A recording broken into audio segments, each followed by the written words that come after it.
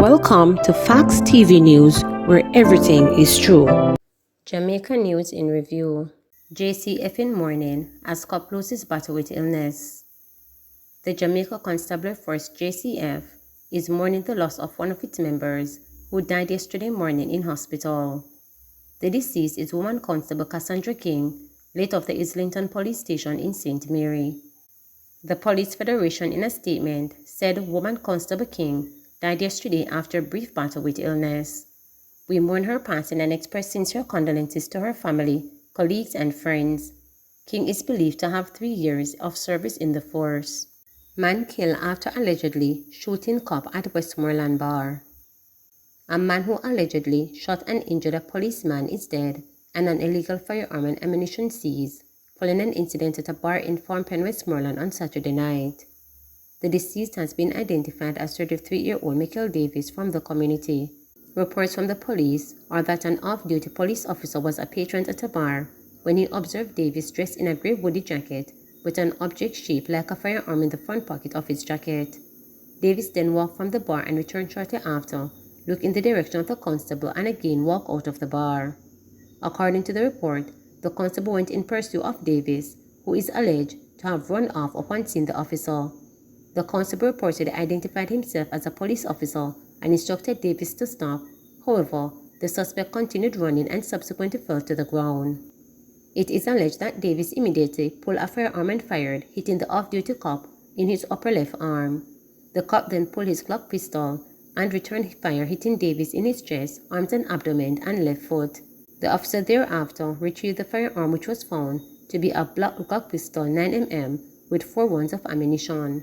The off-duty officer is said to have called for police assistance and later drove himself to the Savannah Lamar Public General Hospital for treatment.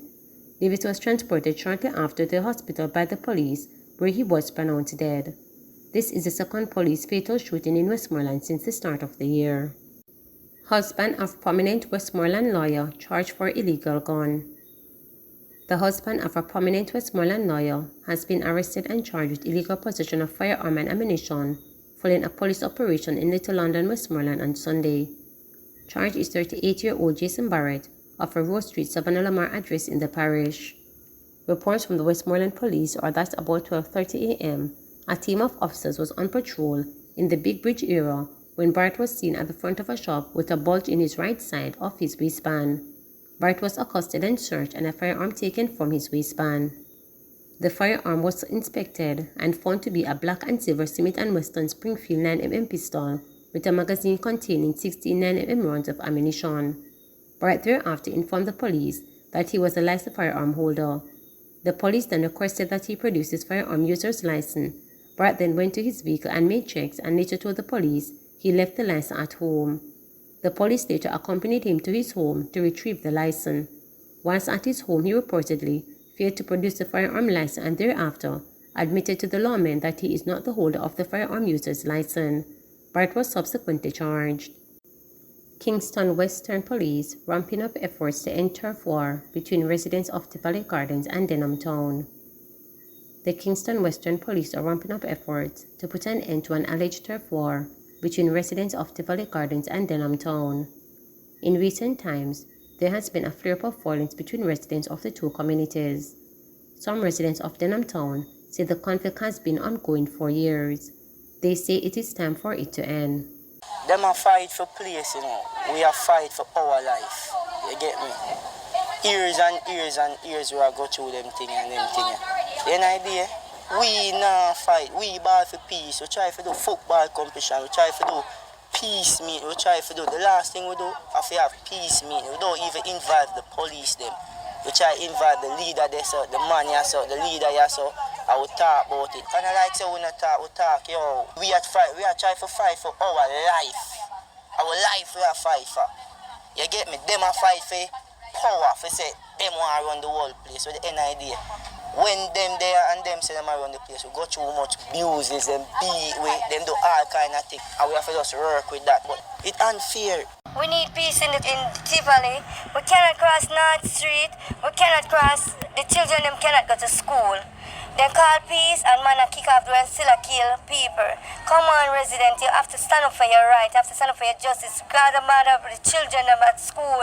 Remember the peoples in Tivoli Garden, the children, the family member, everybody. We want peace in Tivoli Garden. Not even in Tivoli Garden, in everywhere we want peace.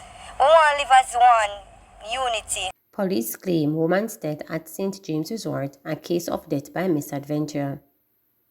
The police believe that the death of 25-year-old Sonny Hewitt at the St. James Base Resort on Sunday morning is a case of death by misadventure. Hewitt reportedly checked into the hotel on Saturday to celebrate her birthday. A source said that video footage obtained from the hotel shows Hewitt walking onto the balcony before her body was discovered. Another well-placed police source also disputed the claims being made on social media that the deceased woman was pushed to her death. The police source told reporters that there is no substantial evidence to prove that there was no foul play involved in the woman's death. DJ Franco found dead.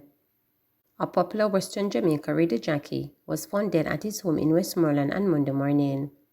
The deceased has been identified as Courtney Francis, more popularly known as DJ Franco from Mellow FM. Francis was also an ex-policeman who had been assigned to the Savannah Lamar police station as a detective corporal. Reporters understand that Francis has been ailing from an undisclosed sickness for some time. One dead, another injured in Westmoreland gun attack. One man is dead and another nursing gunshot wounds after gunmen opened fire at a shop in 3 Miles River in Westmoreland on Monday morning. The deceased has been identified as 23-year-old Jordan Obi from the community. Reports are that the incident happened shortly after 9 a.m. An eyewitness told reporters that he was sitting outside the shop when he saw 2 men alighted from a vehicle and opened fire, hitting the 2 men. The eyewitness said he took cover and managed to escape unhurt. Obi and the injured man were said to be outside the shop drinking and celebrating a friend's birthday when the incident happened. The uncle of Obi told reporters that his nephew's death has left him in a state of shock as he was no troublemaker. It's shocking. This community is not volatile, so I don't know what happened, the distraught man said. The Westmoreland police are investigating. Mob charges school compound in search of driver accused of mowing down elderly woman. Students and teachers at Belmont Academy in Westmoreland were reportedly left traumatized on Monday after an angry mob charged onto the school compound in search of a driver who they accused of mowing down an elderly woman in the community. According to sources, the man, in an effort to elude an angry group of machete and fish gun wielders men, sought refuge on the school compound, meters away from the spot where the woman was allegedly hit. In a video circulating on social media, a shirtless man, believed to be the driver, was seen on the second floor of the school in the presence of teachers. Senior Superintendent of Police Wayne Joseph said the driver of the vehicle was later rescued by the police, who took him safely into custody. As word of the incident spread on Monday, panicked parents clamoured to find out if their children were safe. Sources said the school was dismissed shortly after 11 a.m. because of the incident. The injured woman is now in hospital undergoing treatment. I mean, them around them live round the lane there. Bronchitis to kill the baby them round here, pneumonia. None of them lungs are well good. We want road, no bicycle can ride round there. Right. No touch the man down there, carry the pit in them girls school them and let them have up here, so. Vehicle let them. We want road to carry down the pit to them. We want road when rain fall like here, pass the pan down there, so. A pan in the middle. Pan. We have to take we carry our bike and carry them out. We not charge them. Right? We want a good road for the pit to them. At 12 years me at the fire, so. 12 years, the school rotten 13 years now. And we want road. The road for the pit to them. Suspect being sought after Clarendon murder. A man is dead and a suspect is being sought by the police following the shooting death of a resident of Mount Hindmouse in Clarendon. The deceased has been identified as Sylvia Dunkley, a 58-year-old farmer of the usually quiet rural community. Sources indicate that residents heard loud explosions that sounded like gunshots about 9:15 p.m. on Monday. However, no report was made to the police.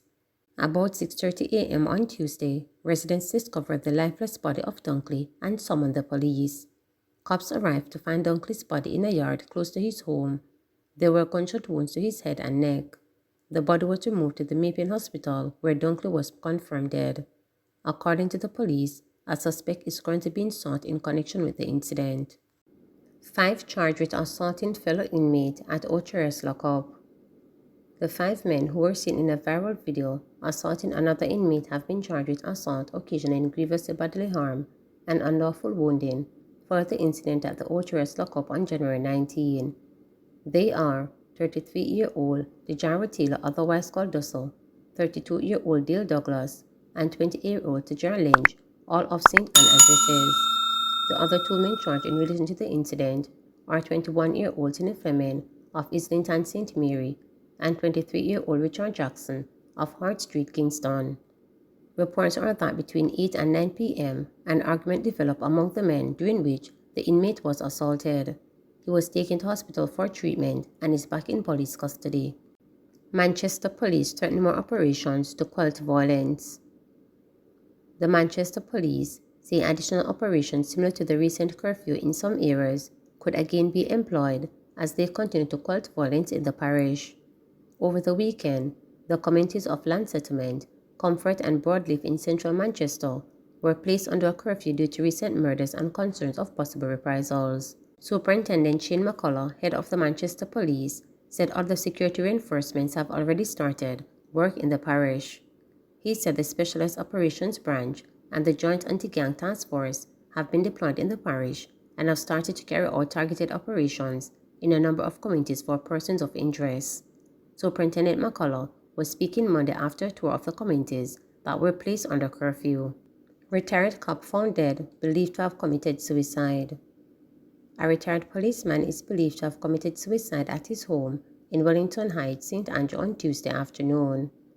He has been identified as Lloyd Anthony Wilson, otherwise called Willow, and Patrick Gray, a deputy superintendent of police.